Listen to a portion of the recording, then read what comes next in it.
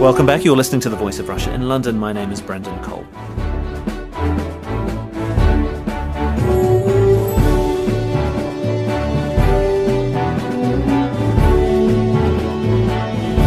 According to a poll conducted by the Palestinian Center for Public Opinion, it showed a degree of disillusionment among Palestinians over hopes that talks launched in July with Israel will bear fruit. However, there has been some optimism expressed at the frequency of visits by the US Secretary of State John Kerry. What are the hopes for any kind of agreement in 2014? What has been achieved this year between Israel and the Palestinian side? To discuss this and the issues surrounding it, I'm pleased to be joined in the studio by Sarah Colburn, Director of the Palestine Solidarity Campaign. Also here in the studio is Professor Yossi Merkelberg, Program Director of the International Relations and Social Sciences at Regent's University and Associate Fellow at Chatham House. And also here, Jonathan Sacherdoti, a Middle East analyst. On the line from Tel Aviv, I'm pleased to be joined by Professor Ilan Pappé, who's Director of the European Centre for Palestine Studies at Exeter University. I mean, how would you assess the year for the Palestinians? I think that it's begun and ended with tragedy in Gaza. They were picking up the pieces from Israel's military war on Gaza at the end of 2012. Now you have some disastrous weather that has flooded Gaza, but it's been exacerbated by the fact that Palestinians are still under a brutal siege. Even before the weather hit Gaza, you had Palestinian school kids having to wade through sewage because Israel bombed the infrastructure and refused to allow sufficient concrete to rebuild. The whole undercurrent of the discussions on negotiations is always the issue around justice for Palestinians, equality, human rights and an end to occupation are those basic values that Palestinians are demanding. And I think the situation has deteriorated very, very badly for Palestinians. You've had a significant amount of settlement building, illegal settlement building. The increase in terms of opposition to that has been quite a promising development. Jonathan, do you see it that way? It's been an interesting year in the region, certainly. I mean, not just for the Israelis and the Palestinians, but also beyond, of course. What's been interesting has been the refocusing of world opinion and the world's attention on the region, because previously there's been a great deal of concentration on the decades-old conflict between the Palestinians and the Israelis. And now, of course, with Syria in the dire situation that it is, with Egypt witnessing such upheaval, and it's clear that, the Middle East is far more than just Israelis and Palestinians. I would say the great optimism of the year has been the renewal of the talks with John Kerry's frequent visits to the region. But the renewed emphasis of Kerry's frequent visits could be something that could lead, hopefully, to something which is brighter. Yossi, there has been a flurry of US-led diplomatic activity between Washington, Jerusalem, Ramallah. What do you make of John Kerry's frequent visits? Does it show a kind of commitment? Well, some will say commitment, others will say naivete, but it depends how you look at it. I think there is a commitment. For the first time for a long, long time, there is a Secretary of State that believes that with American full commitment, visiting the Middle East and dealing with very difficult protagonists there is a chance to reach the spring with some sort of an agreement. But it's really kind of flying optimism on the reserves there. You see, every time that you address a major issue, one of the core issues, last week it was the issue of security arrangements along the Jordan Valley. At the end of the day, you need sides that are both willing and capable of taking a very difficult peace process to a finishing line. And that's, I think, when John Kerry will find very quickly that they find it very difficult to show leadership and to sign an agreement and to say, okay, that's the best that we can do. Both of us are not really happy, maybe equally unhappy with an agreement, but it's better than continuing the conflict. And comes April, comes the spring, John Kerry will have to decide, is it a point to continue the negotiation if there is no peace agreement, or this is the time for the United States probably to take the back seat? Professor Ilan Pappé, what do you make of John Kerry's attempts? Do you see that the US is genuinely seeing the two-state solution as a viable one? I do think that they still see the two-state solution as a viable solution, but I think that even among the chief policymakers in Washington, the recognition that this solution is going to be very difficult to achieve is penetrating. It definitely has penetrated the level of the strategic thinkers, namely in the CIA, the national security level, and so on. In many ways, it may be the last attempt or serious attempt. I think they themselves understand that the chances for this are very low. Why do they do it if they know that it's bound to fail? is because they believe that a process, even a process that leads to nowhere, is better than the status quo. The problem with this approach is that if you try it for the first time, it's good, and even if you try it for the second time, it's not too bad. But if you have been trying it for the last 20 years, you lost your total credibility as a mediator, and the Americans have zero credibility in this part of the world. And therefore, this is really much more a charade that is meant to help the American administration, the Israeli government, and maybe the beleaguered PA, but this has nothing to do with the genuine effort. Jonathan, the US has no credibility, and this is all a charade. What's your view? It's an interesting point because, the commentators are noticing a US pivot away from the Middle East, as some would put it, and it could be an example of how that might play out. And as Professor Meckelberg has said, it might be that Kerry's, he calls it naivety, let's call it, for the sake of being charitable optimism, is unfounded, and that really, the same thing will happen now as every other time. I suppose the constant hope is that that won't be the case. It's a sort of fair assumption that if there are no talks going on, then there can be no final status agreement. However, it is true that the US is pivoting away from the Middle East in many ways. It's certainly changing its relationship with many Middle Eastern powers, and it's certainly true, as Professor Pape just said, that it's a question of seeing who this is good for. Is this good for the Palestinian Authority?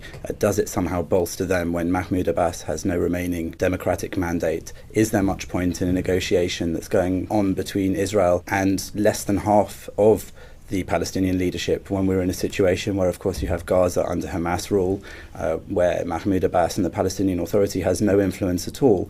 The question then remains that even if Israel releases prisoners, even if Israel shows its commitment to those talks, what kind of agreement could come out of such negotiations? And is it not time instead, perhaps, that the Palestinian people should be given the right to vote in their leadership?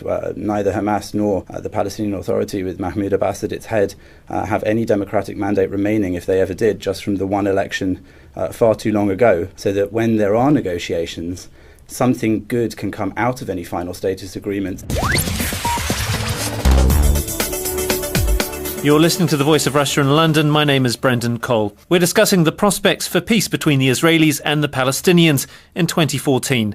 With me is Sarah Colburn, Director of Palestine Solidarity Campaign, Jonathan Sacerdotti, Middle East Analyst, Professor Yossi Meckelberg, Associate Fellow at Chatham House, and on the line from Tel Aviv, Professor Ilan Pape, Director of the European Centre for Palestine Studies. There are a couple of points raised there. One is around the Palestinian democratic mandate, and obviously the Palestinians did have an election, as Jonathan refers to. The results of that election in 2006 were systematically ignored, and actually there was a blockade put on Gaza by Israel. And so I think that the problem is, it's the occupation, stupid, to paraphrase a remark by Obama. You can't ignore the fact that Palestinians are living under a brutal Israeli occupation, and you can't ignore the fact that to have any negotiations with any possible positive result, you need to have partners who actually are negotiating in good faith. And the trouble is that while Israel is negotiating, it's carrying on building settlements. But may I just say, it's strange to hear somebody who's a representative of something called the Palestine Solidarity Campaign happy with a situation where a 7-year ago election elected into power a brutal terrorist regime over the Palestinian people. I did not say I was happy. I simply explained the facts of the situation. Is that Palestinian people are living under an occupation. There was an election in 2006. They delivered a result that Israel and the EU ignored. It's up to the Palestinians to determine their leadership. By your own admission, there's a lapsed democratic mandate for a terrorist organisation which is persecuting the peoples of Gaza, the Palestinian people in Gaza. And all I simply said before that, which prompted that statement from you, if I misrepresented it, my apologies. It certainly sounded to me like that seemed okay to you. And I don't think it is okay for the people of the Gaza Strip to be ruled over by that organisation, and an organisation which continues to deny that there should be a state of Israel, an organisation which continues to allow for rockets to be launched into Israel. And those are the things which need to be sorted out. If there aren't two sides where people are going to recognise each other's we were looking at simply 2030. If we want to look, and if both sides can't if we want just to, let Jonathan, me finish 1 moment. I didn't interrupt you. I think the basic bare bones of the situation are that obviously there's a conflict with lots of existing things that both sides don't agree on, whether they're settlements, whether it's using of concrete that is allowed into the Gaza Strip to build a huge terrorist tunnel that is designed for kidnapping Israelis. Whatever the actual issues being discussed are, if there aren't two sides which can trust each other and which can both recognise each other's rights to exist, and Israel has said that it recognises the right of a Palestinian state for Palestinian people, but it wants to hear in return the Palestinians' representatives, whether they be from Hamas or from the Palestinian Authority, it wants to hear that there should be an Israel for Jewish people. And until that exists, I don't think that any of these details over the perfectly valid conversation that we can have over the individual issues, I don't think that those will get us to a final status which will bring a bright future for either side. We are missing two issues. One is the fact that there must be different arrangement, political arrangement about the Palestinians, because it's not viable for the Palestinians to have two divided governments. Absolutely. That's a necessity to have. If they want to succeed in negotiation, they need to come with a united front. This is, I think, agreeable, and this should be democratic. The other side of it, the West and Israel, the United States and Europe can't preach to have democratic elections, and we don't get the result that we want. Then we said, okay, so we are not playing game. There must be also on this side some agreement that the Palestinians are there to decide who they vote for, what the kind of government they would like. Even we are not always happy with that. But then also set the condition, under what condition we can negotiate with, but be reasonable about this condition. At the end of the day, you always negotiate with your enemies. You don't negotiate with your friends.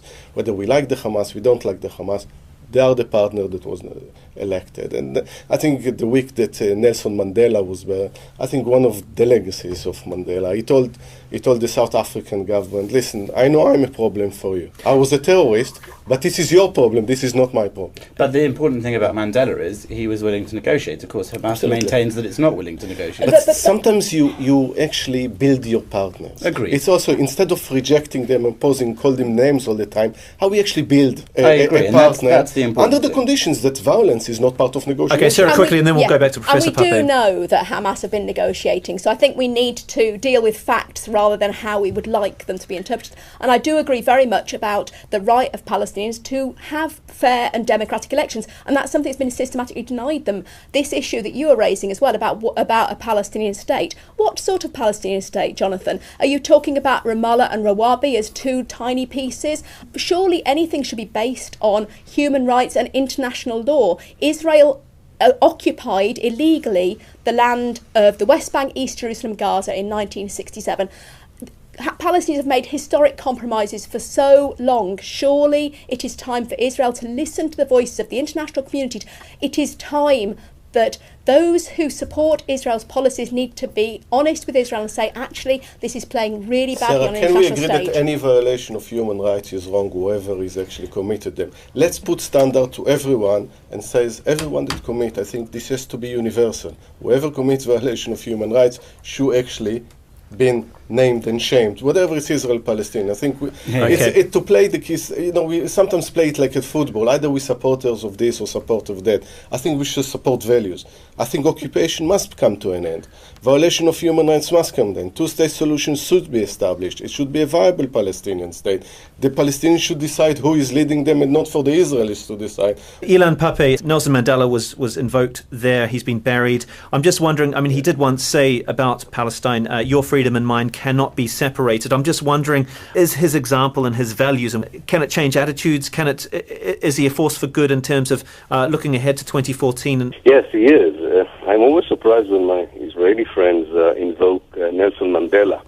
Nelson Mandela was a man who demanded that in a given country, people would have utter equality. In fact, the Mandela legacy for what is Israel and Palestine today is one democratic state. This kind of solution, this kind of dismantling, not only of the Israeli occupation in the West Bank and the Gaza Strip, but also of the apartheid regime that Israel maintains inside the 67 borders, and a fair solution to the refugee question. This is something that, of course, is a Mandela legacy that we have very few people inside Israel who support it. It might prove to be, in the end of the day, the only possible solution, but we have a long way to go there.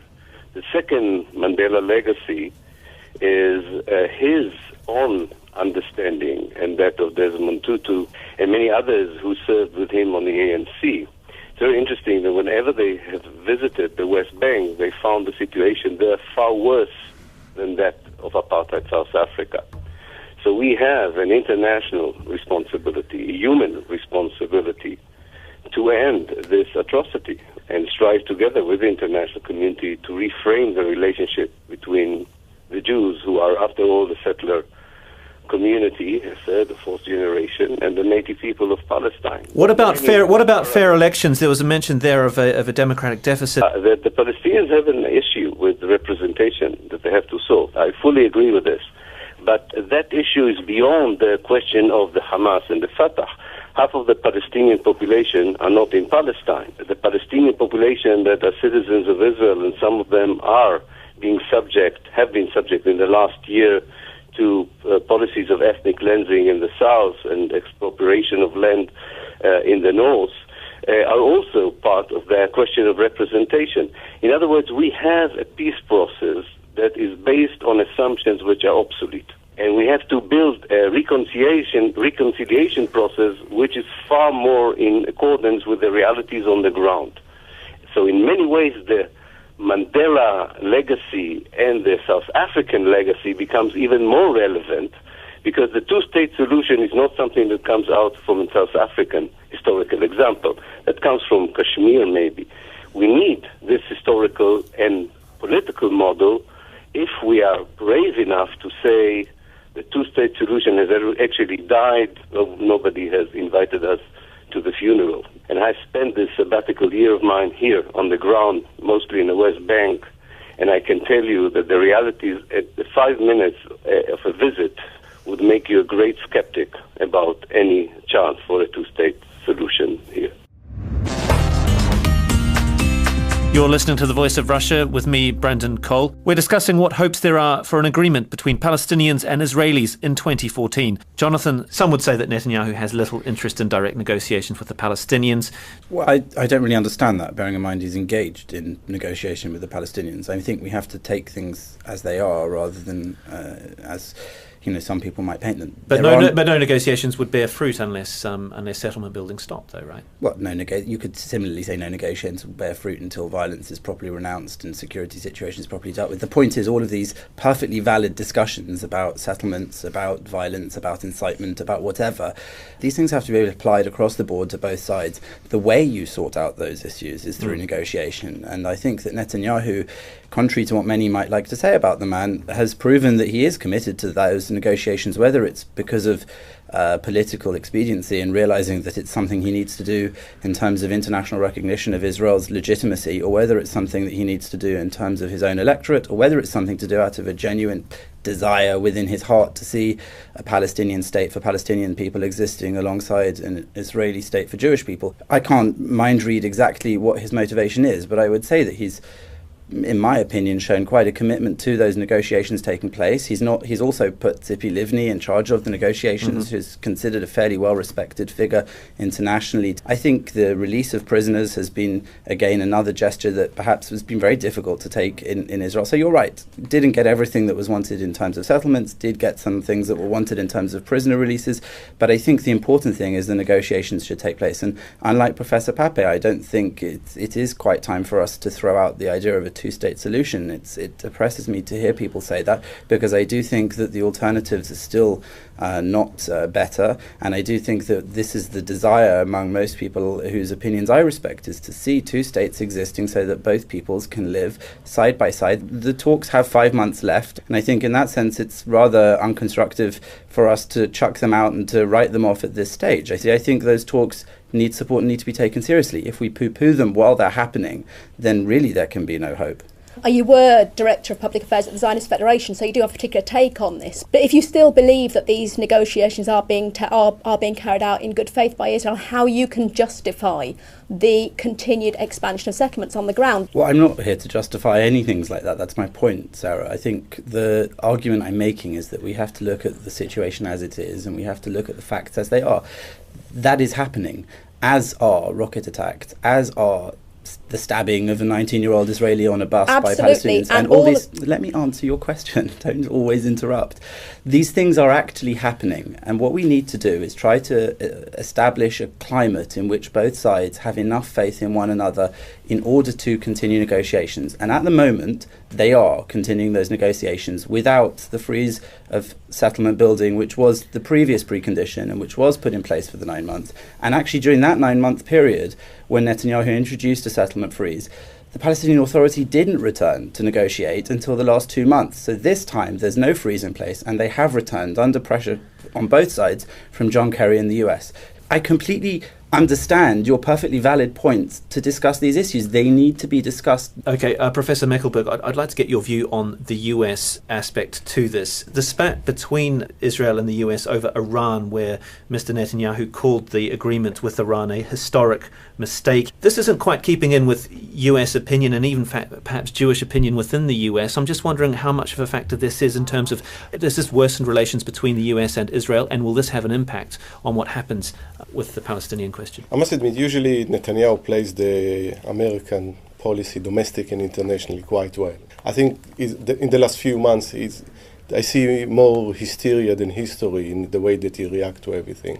At the end of the day in Iran, if one looks at the agreement and bother to read it before reacting to that, you'll see that the Iranians actually agreed to give up the nuclear weapons or the possibility of developing nuclear weapons. It's an issue of trust, whether they trust enough the Iranians to do or not to cheat.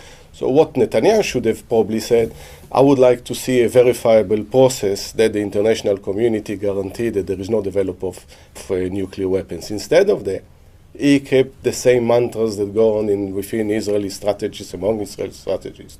For 10 years, no nuclear development, 5%, 20%, against the international community, and he actually pushed himself into a corner.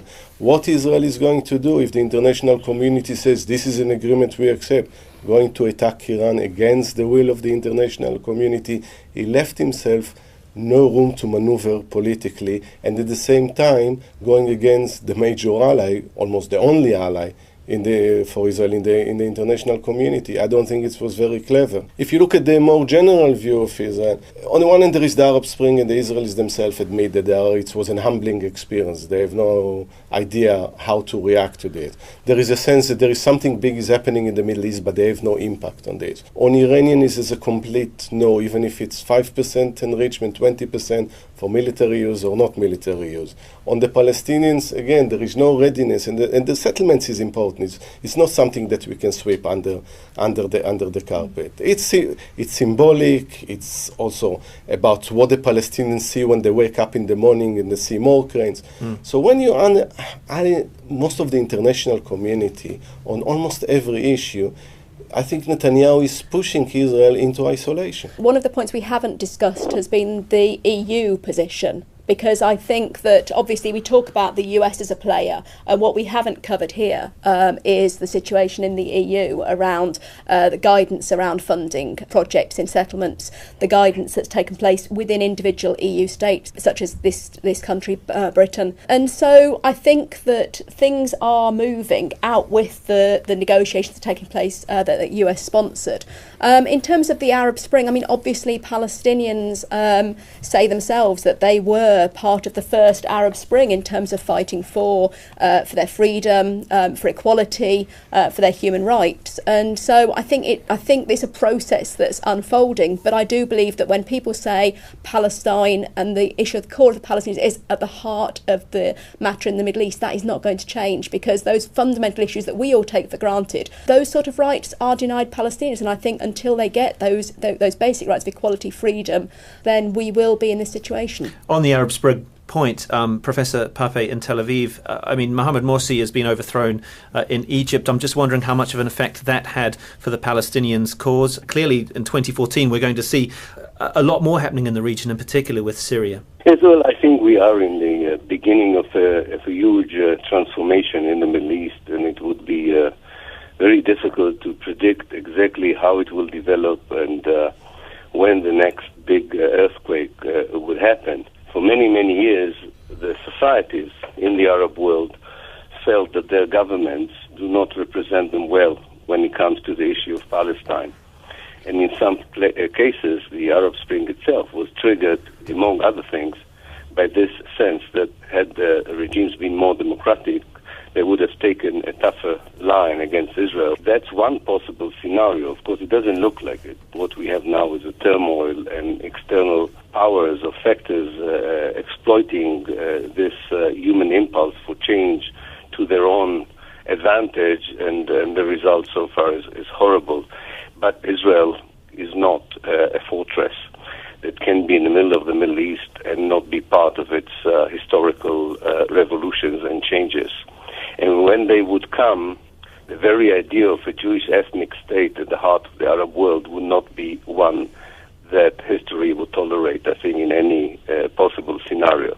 So I think Israelis are, despite their superiority in military terms, technological terms, and the support, unconditional support they still get from the United States, have to think very seriously, would have seriously to think about the identity and future of the Jewish state within this changing Arab world. And it's better to do it now rather than when things collapse behind you. There's a pattern in American policies in the Middle East with regard to Israel that sometimes is missed by commentators and analysts. Israelis have so far a carte blanche to do whatever they want on the Palestine issue. The West Bank and the Gaza Strip, basically for Americans, is a domestic Israeli issue. America does not allow Israel to impact its policies elsewhere in the Middle East. And I think that's where Netanyahu was very different from other Israeli prime ministers. He tried to interfere, or rather violate the agreement that already was struck between President Ford and the Israeli government, that with regards to American policy in the Arab world, Israel has no impact. With regards to Israeli policy towards Palestine, America's impact is very minimal. And I think this is where he was wrong, and probably a different Israeli government would not have acted so stupidly. Jonathan, there's several months to go in negotiations. Do you have any optimism that this time next year we could be looking at a very different scenario? All I can say is I'd hope so. You know, I'm very much somebody who wishes to see things resolved in the region, who wishes to see reconciliation, as I'm sure we all are here. So I think that is the hope. Whether I'm optimistic in real terms, obviously I'm a realist, and so it doesn't look to me like it will be everything sorted out in 5 months' time, but let's hope. Yossi Mekelberg, are you optimistic? I think it's it's unlikely that it will achieve a peace agreement within the time framework, but there is always room for a surprise. And I think if we start by talking about American credibility, maybe the EU credibility, I think if the United States and the EU will put their mind together, they can restore their credibility and probably help the Israeli and Palestinians to save themselves from themselves. Sarah, you started this discussion in describing how the end of 2013 was just as bad as the start of 2013 for the Palestinian cause. Do you see any difference in 2014? Yeah, I do think that we are in a different situation in the sense that international solidarity, international concern is at greater heights than ever before, and I think that Israel needs to pay good attention to that. That's Sarah Colburn, Director of Palestine Solidarity Campaign. Also here in the studio, Professor Yossi Mekelberg, Programme Director of International Relations and Social Sciences at Regent's University and Associate Fellow at Chatham House. And also here, Jonathan Sacerdotti, Middle East Analyst. And on the line from Tel Aviv, Professor Ilan Pappé, Director of the European Centre for Palestine Studies at Exeter University. Many thanks for joining me, Brendan Cole, on The Voice of Russia in London.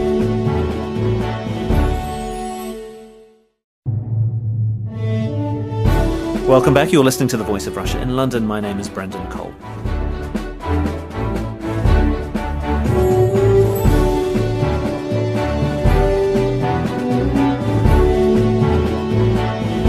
According to a poll conducted by the Palestinian Centre for Public Opinion, it showed a degree of disillusionment among Palestinians over hopes that talks launched in July with Israel will bear fruit.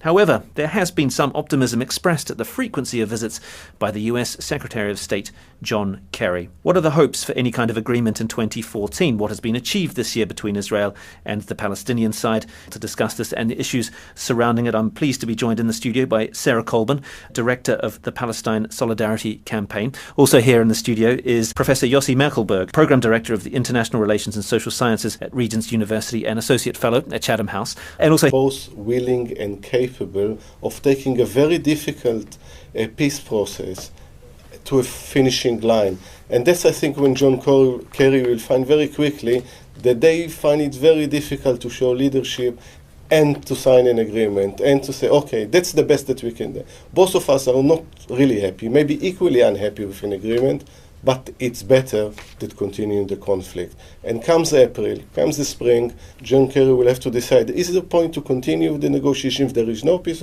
agreement, or this is the time for the United States probably to take the backseat. Professor Ilan Pape, what do you make of John Kerry's attempts?